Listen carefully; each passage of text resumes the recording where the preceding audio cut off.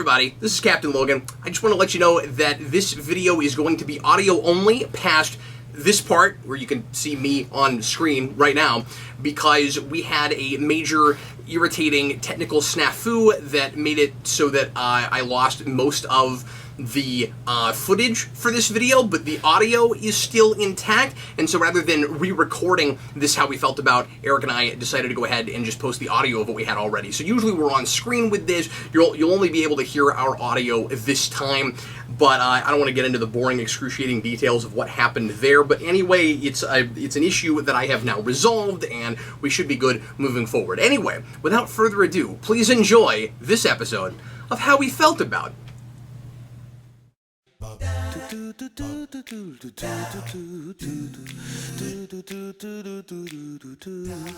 I'm Captain Logan. And I'm Eric. And Eric and I are here to tell you how we felt about The Incredibles 2, or is it just The Incredibles 2? And then I found myself wondering, is the first movie called The Incredibles?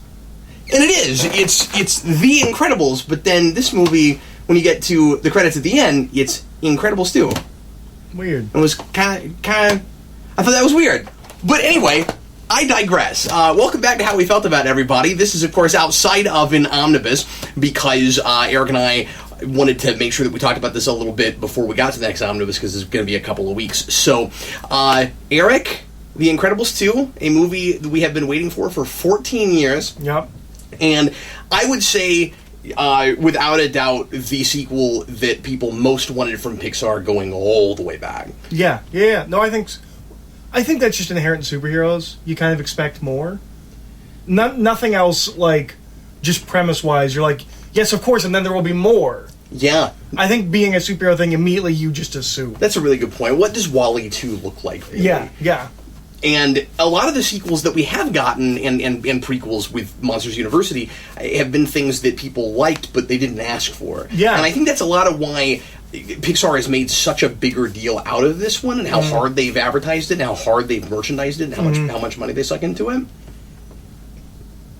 But why don't we just go ahead and get right into it? The movie is a direct sequel to the first movie. We're talking, it opens seconds after the first film, and it opens in the first film. It does. That's true. Yeah. And there was talk early on, rumors like there was going to be some kind of a time jump in this movie, and that Dash was going to be the villain. Yeah, and none of that turned out to be true, or was stuff they scrapped if it ever was on the table. Yeah, if they ever thought about that. Yeah. Yeah. So I don't know where that came from, but for a long time I had people sending me messages that were like, and people would be like, Cap, did you hear these details about Incredibles 2? And then everybody was perplexed that had read that when they saw the trailers, and it didn't seem like we were going that way. And so even going to the theater today, I was expecting a time jump somewhere.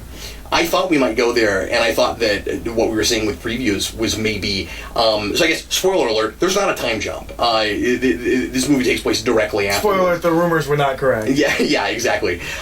Would you agree with me if I were to say that this very much feels like the sequel you could have gotten back then? I mean, like, 3-4 years after. Yeah. There's nothing I can think of about this that's really informed that hard by anything that's happened after it. Yeah. No, I agree. And probably a script that was written a long time ago. Do you think so? Well, I kind of. Okay. Because Brad Bird's thing was always like, yeah, if I have a story, I'll make another one. Yeah, or at least like initial kind of ideas and concepts that maybe they came up with a long time ago. But I could be wrong about that. But I mean, like, it takes a long time to make one of these too. And so I don't know how long it was from script writing stage to pre-production and everything. But yeah, I kind of expected this movie to be informed a little bit more by the superhero onslaught. And I didn't really feel that. And I don't mean that it's that it feels irrelevant because of that, but it doesn't really feel aware of the fact that superheroes are so much of Hollywood's take now. And I'm not lobbing that as a criticism, but I'm surprised by it, and that makes it very authentic to the original. And we can talk about whether or not that's kind of a detriment to it now. I tend to not think that it is. But it's interesting that it's almost like they were just late. It's like people wanted the sequel, they finally made it, and in my opinion, gave us in a lot of ways the sequel everybody wanted. I don't think it's the sequel anybody expected, though. Yeah, but I think it's what people wanted in that it's the very next thing that happens. And I think a lot of the reason that people wanted a sequel right after Incredibles is because that ending feels sequel baity, and Pixar hadn't done that. Yeah. I mean, to the point where they made an Underminer video game. Yeah. And I always thought, which is funny because that's probably completely negated now. I almost want to go back and play that and see if it lines up at all. Because it can't, right? Yeah. I really would. So, what do you think, compared to what we got, is the sequel people expected? Just the family fighting together? Yeah. I think that's what everyone assumed would happen at the end of the first movie. Was like, oh yeah, they'll just, and then now they're a superhero team. Yeah. Having seen the film they made, I think this is the more logical stab. No, I agree. I'm kind of glad that we did what we did, but without giving anything away about the ending, would you agree if I were to say that walking out of this movie, I feel like you have to do one more? It feels like the second film in the trilogy. It really does. I feel like you've got to have one more, and I don't know if we'll get that. And I don't know if like in a way I didn't have with the first one. And Right. it's weird because it doesn't leave you on a cliffhanger kind of thing like that first one. Well, it doesn't. When I say sequel bait, I only mean that you walk out going, well, it would be cool to get to see these characters, and also because you get like a real honest to God.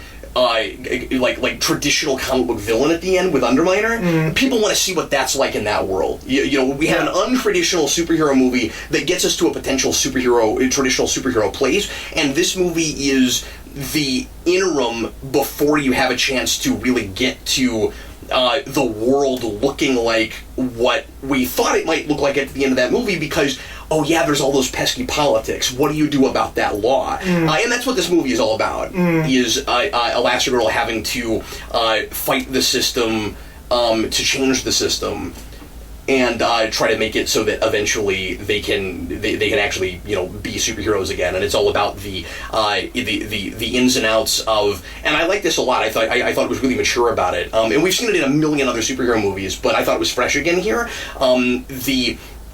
The ins and outs and pros and cons of you know, letting superheroes fight kind of outside of the law, and should we like legalize this just because these people have powers, and will that power corrupt them, and is that power any worse than the kind of power that that legislators have and people at the top, and we have business and politics in the mix with this, and it's not all entirely maybe what you would expect with that. And I liked it, especially with Elastigirl front and center, with her whole like I'm flexible idea. Like we really fleshed that out with her ideology and how she, in her worldview, how she looks at the world versus Bob Parr. The idea that that she sees the shades of gray and she's comfortable there, and it isn't that she is morally ambiguous, it's just that she gets that things are complicated. And Bob does not want things to be complicated. Yeah, she can see things from multiple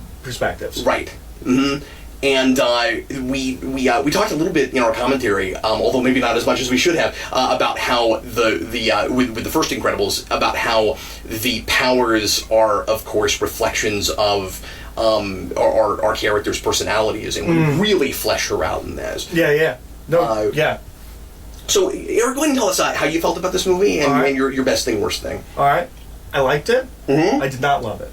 Okay, sure. I do not think it's as good as the first movie. Yeah. I also don't think it was worth 14 years. I don't think it's a story worth waiting 14 years to tell. Like I said, it feels like it was in a drawer. It does. And I think you would have liked it better if it had come out in 2007. No, I think I would have. I will lead with my worst thing. Yeah, sure. There are two. There are two things I think majorly hold this film back for me from being great. One is, I think the action scenes are too long. Oh, interesting. Would you say it's too action-driven? No. Okay. But there's at least... The opening scene with the Underminer, like, immediately I was like, this is taking a while. And then the train chase, also I thought took a little bit longer than I thought it needed to. The other thing, which is the more critical thing, is the villain's motivation and point of view is not fleshed out enough, nor is it integrated into the theme and ideas of the film in the way Syndrome's was in the first film. Syndrome's identity and beliefs are a reflection of the arc that we are taking the characters through and what we're talking about with the movie. This is a sprinkling of social commentary on a story that is not about that. But I like it. It's good. It's very funny. It's still very well written. I was really impressed with the visuals, just having rewatched the first one. Yeah. Just how it didn't look that different, but it looked so different. And not in such a way where, again, like we suggested in the commentary, we were hoping, crossing our fingers, that like going back, it's not like going back to that will be hard. Yeah, yeah. But also, how far have we come? Yeah, their suits are very shiny. Mm-hmm. I appreciated that we did not have very many unnecessary like callbacks. Like nothing ever felt like, oh yes, we have to do this because it was in the first one. You know, it doesn't feel like a traditional sequel in that sense. I expected the no capes thing to come up again. It didn't. Yeah, we talked about it in the commentary. Yeah. Well, and part of why that's smart is these characters all remember what happened 3 days ago. Yep. Yep. But yeah, so I liked it. I thought it was good. I don't think it falls into the trap of most sequels. Like it doesn't feel like a traditional sequel. But I also We're don't just hitting the same beats. Yeah. It's not the same movie, and I really appreciate that. And I was a little worried about that with the trailer. I'm like, oh, we're gonna do the same movie again. We're just flipping the parents. And it's not that at all. Helen's story and arc is really good. And very different from what Bob went through in the first film. Yeah. Do you feel like Bob is either too in the background or just his subplot isn't resonant enough, or do you think all that works? No, I think all that works. I think it works too. Yeah, no, I think it completely works. I think The Incredibles is an ensemble piece with a slight more focus on Bob. Like he's kind of our eyes in. Mm-hmm. This is the same thing. It's an ensemble piece, but Helen's kind of our eyes in. No, I think all that works. I think all the character stuff works. Yeah. I think the way they handle gender roles is really, really interesting. No, I do too, and I really like the conversation. Very mature and really, really well handled, and yeah. And I like that Bob's frustrated about things, but like knows that he's wrong about it. Yeah. Like that. Like I can't help how I feel, but like I don't necessarily want to feel this way. Yeah, he's not doing that just to make people happy. He really is trying to do the right thing. Yeah. Well, and that's where I mean this I think is one of the better ideas in the movie. There's always the question, because it's complicated and there's no good answer for really every superhero. I mean, I say even Elastigirl. Really, for every superhero, there's the question of how much of what I'm doing is selfless and for altruistic reasons, and how much of it is because it's cool and notoriety and I'm front and center. And as different as... And she doesn't have that really at all. See, I don't agree with that. I think she doesn't have it at all to the where Bob does. I think it's easier for her to put it away. But once she's back in the thick of it, she loves the limelight. See, I didn't take this limelight. I think she likes the action. I think she's more... Okay, sure. Than he is. Okay, but that's still self-serving to some degree. No, it is. It absolutely is. Yeah. But you're saying it's not so much about being in front of the camera. No, it's about loving what she does. And she has a little bit of that Catwoman thing. Yeah. Not in the... And I always thought that from the opening sequence in the first movie. Yeah, same here. I think the movie looks great, and I don't just mean like the aesthetics. I mean the action is in places is long. It's also really thrilling. It is, and there's stuff in this where I've talked about before how like superhero movies still aren't what I want them to be. As much money as we've thrown at them, they're still not what I want them to be. And like there's points in this movie I'm like, yeah, this is what I'm talking. This is what a comic book looks like on screen. I was really impressed with how authentic it kind of feels in certain ways. My best thing is going to be really weird. Okay. I guess we haven't gotten to it yet. Yeah. My best thing is going to be really weird, but I can't put my finger on it. Is it just some little minor thing that you just stuck with you? Or? Kind of. Because we both have those sometimes. Okay, kind of. So there's the guy that recruits Elastigirl to be like the big muckety muck. This is the person I'm gonna played by Saul Goodman. Yeah, played by Saul Goodman, and looks exactly like him. I don't know if he looks exactly like him or he just has so many of his mannerisms. No, he's clearly... It's one of those things where they took... it's not just mannerisms. In the face, he definitely... I don't know if he actually looks like him or just has the same facial tics. Yeah, but they are animating around that. I mean, they are recording him in the booth. Yeah. So his sister, I think, has an incredible design. I cannot put my finger on what it is about her. Interesting. But there's something about her where I'm like, I have never seen that character before. Okay. She always looks like she's like kind of half asleep. Her hair's a mess. There was something about her design that really resonated with me. And I was like, I love this design. She also has a really cool outfit at the end. She does. But no, I really liked her design. I can't put my finger on exactly why. Interesting. But that's your best thing. That's my best. Fascinating. Every time she was on screen, I'm like, she looks great. Like I don't know exactly what it is that I'm. That's really interesting. I never thought of that. And you will be the only person on the internet that says that. That's really interesting. I'm sure. And it's not just like her her full look. Like I don't know, the way she moves. I mean, like, did you find it captivating, or were you just impressed because you'd never seen it before? No, I found it captivating. Like there was something about her character that like really like just. Everything about the way she looked and moved that I just thought was really interesting. Mm-hmm. She kind of had like almost like a level of realism where like, okay, so she's this brilliant genius who creates all these things and probably doesn't sleep very much. Yeah. And she doesn't have a lot of tact, and it's all in her design, the way she moves. I don't know, I was really captivated by her. I can't explain it, but I just... Every time she was on screen, I was just kind of fascinated. I'm like, I don't know what about this is resonating with me, but I'm really liking this. But that was a fascinating design. I'm going with feeling it. I do not think it's as good as the first one. I feel like it's a more like, pardon the pun, par sequel. Sure. It's not a routine sequel, but I don't think it's... And it's not that it's not about anything. Yeah. But I wish the villain stuff was more integrated into what it's actually about. I was really disappointed when we finally got to what the villain stuff was about, and I was like, okay, that's kind of interesting. Let's talk about that. But also, it's not what the rest of the movie is about. See, I don't fully agree with that. I don't think we can debate it without talking too much about what's in the movie and spoiling things, which we're not going to do here. Yeah. But I can understand saying that it doesn't go far enough in relating it to the personal stakes of our characters, which of course Syndrome did. Mm-hmm. But I think that what our characters are going through does have everything to do with whether or not superheroes are allowed to be brought back and in public and legal again, and that's what the villain plot is all about. So I don't know where you get off saying that it's not connected at all, that it's about something completely different. Yeah, I guess. But the motivation behind the villain is not. The end goal is. It's connected plot-wise. I don't think it's connected thematically. See, I was going to use that. I'll just use this as springboard, and I'll leave with my big negative. Sure, I guess. That is my negative is that it felt like we kind of rolled a d20 to get the. Maybe I'll feel differently on a second viewing, but it felt like we kind of rolled a d20 in order to get the villain motivation. And the villain motivation is legitimate, and he is, and like makes sense. Yeah, but it also felt a little bit written, a little bit manufactured. Mm.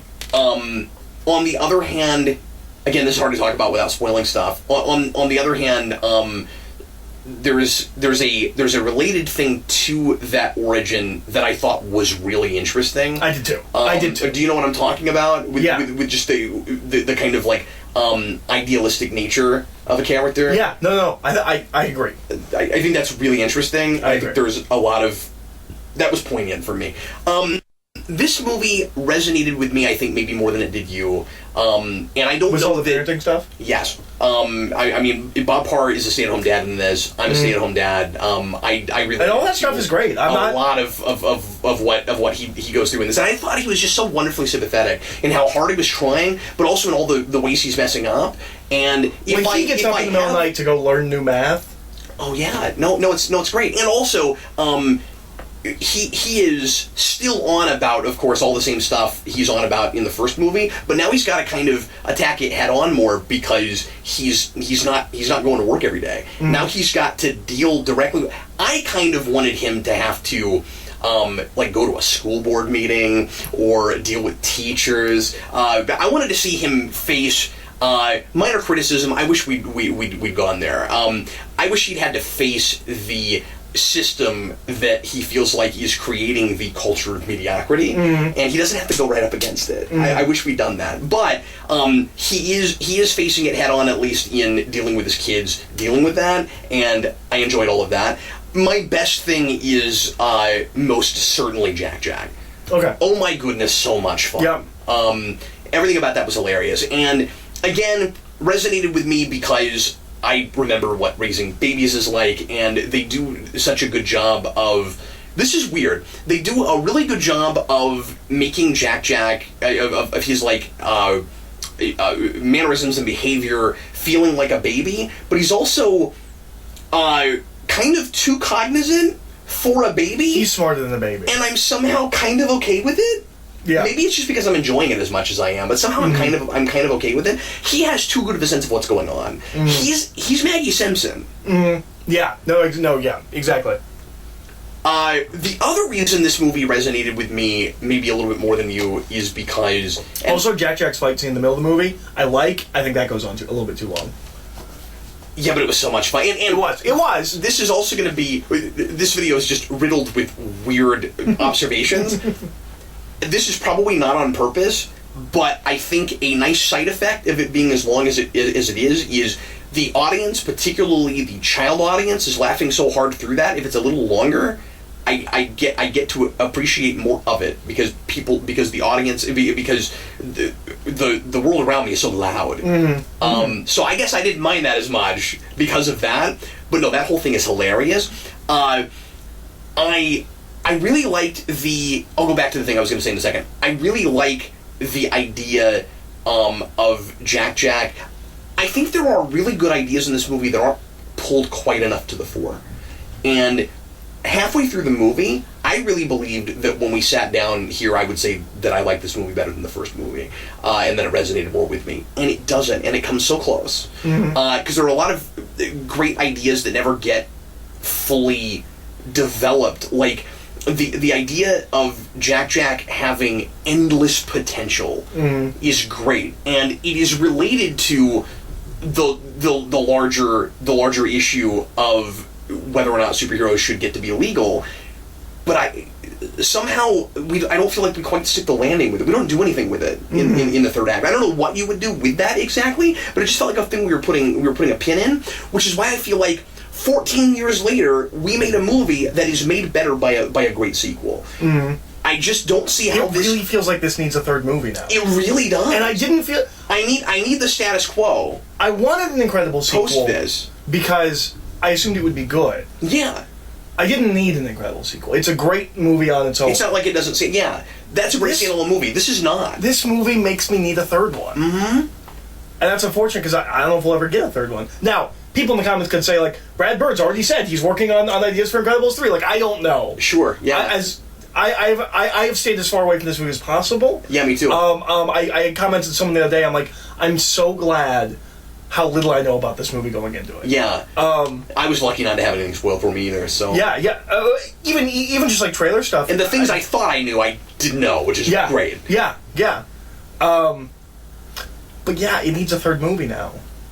It didn't need a second movie, but now it needs a third movie. Yeah, it is weirdly an Empire Strikes Back that needs a Return of the Jedi. Not that it ends on a downer note. It doesn't in any way. Yeah. No, this is not like necessarily the darkest of. This isn't the second act in a 3-act story kind of a situation. It's just now I need another one.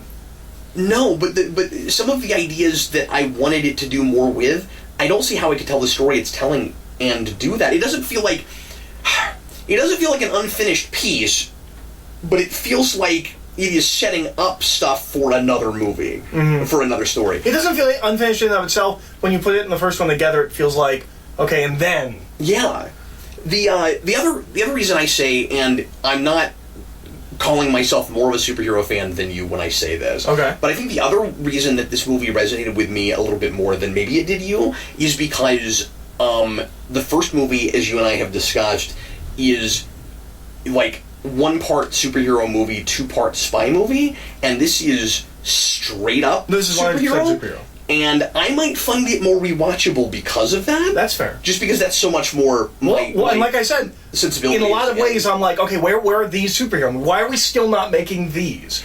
And we also very much made it the kid-friendly Watchmen that the first movie was giving us the background of, but the movie wasn't. This is very much like, and superheroes are back now, and what do we do? And it's complicated, but they're not all terrible people that are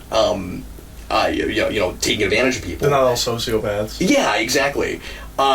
So I really appreciated that about it, because you said in the commentary that you thought maybe we would get this one would be superhero and something else. It's not. It is straight up superhero. It's just superhero. I can't think of. I mean, corporate and political espionage or whatever, but lots of superhero things do that, And you can say lots of superhero things go to the spy place, but having politicians and corporate CEOs at the top influencing superhero stuff and all of that's par for the course. But yeah, I liked it a lot. I think at the end of the day, it is not as tight and not as poignant as the first movie.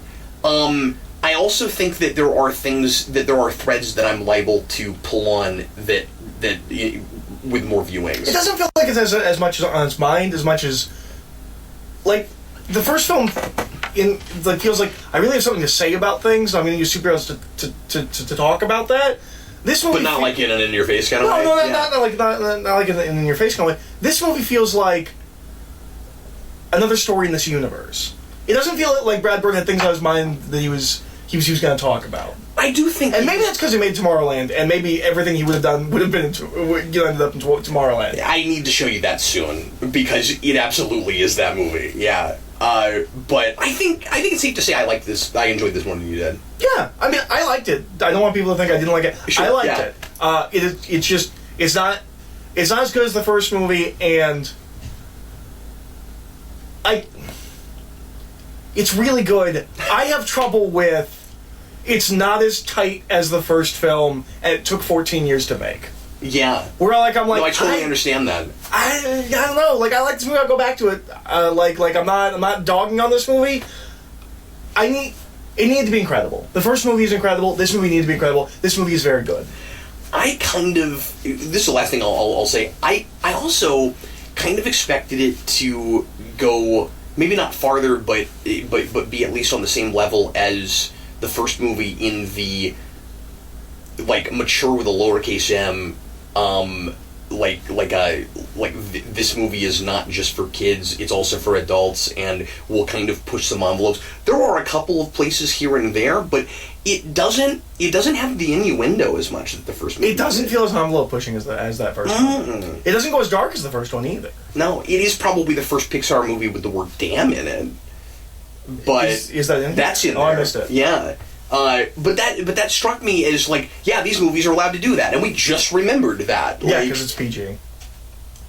But I just mean that the first movie, that was a big thing it was known for, and it seemed like 45 minutes into the movie, suddenly they remembered, oh yeah, that's right, we're known for this. Yeah, and then they finally do that. I'm not saying I don't know. The first movie feels more adult than this. I guess I said that was and I also think the resolution feels a little easy and not as smart as the beginning of the first movie. That's totally fair. Okay, I said that was the last thing I was going to say. There's one more important thing to mention, which is I also expected the supporting cast outside of the family to take over more, and I don't think they're underutilized. But Frozone's in this about as much as in the first one. Yeah, which was surprising to me. I thought Edna might take over, and I like her role in this a lot. They very importantly did not A, repeat her scenes from the first movie, and B, they didn't. It wasn't just everyone loved this character, she's going to be everywhere. This did not feel like a movie where the creators are buying their own press, right? Yeah. It's real. That's probably the biggest compliment I can pay it, is that it feels like the movie that they might have made before they even knew if the first movie performed. Mm-hmm. That's impressive. That's hard to do. No, it is. It is. Because your perceptions are clouded and influenced. Mm-hmm. These are the things people like, so we have to do more of that. Yeah. But anyway, so that's how we felt about Incredibles 2. And leave your comments and let us know how you felt about this movie if you saw it. And we are both certainly recommending the movie. And we will see you again with lots more videos coming shortly here on Geekvolution. I am Captain Logan. And I'm Eric. Thanks again for watching.